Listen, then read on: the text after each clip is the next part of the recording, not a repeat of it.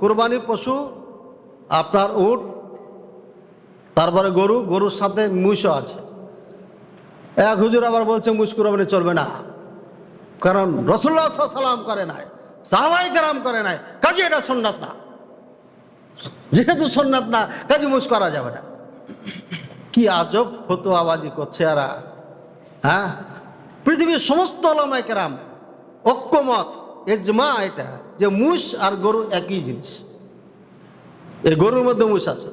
এখন যদি বলি হাদিসে কি আছে, সাবাতুন আন বাকারাতুন, বাকারা বলা হয়েছে, বাকারাতুন মানে কি, বাকারাতুন মানে কি গাই, তাহলে বাকারের কথা তো নাই, বাকারাতুনের কথা আছে।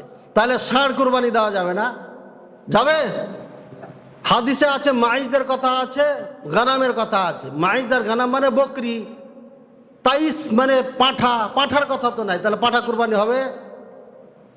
हाँ वो एक ही चीज है, पाठा जो है बकरी भी वो है, दोनों एक, কোনো সমস্যা নাই।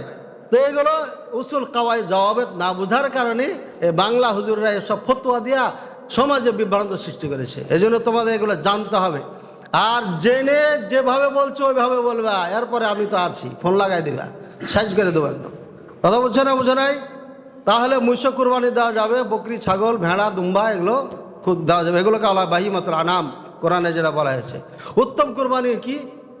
উট, তারপরে গরু, তারপরে খাসি, ভেড়া, ভেড়ি যা আছে এরপরে চলে আসবে।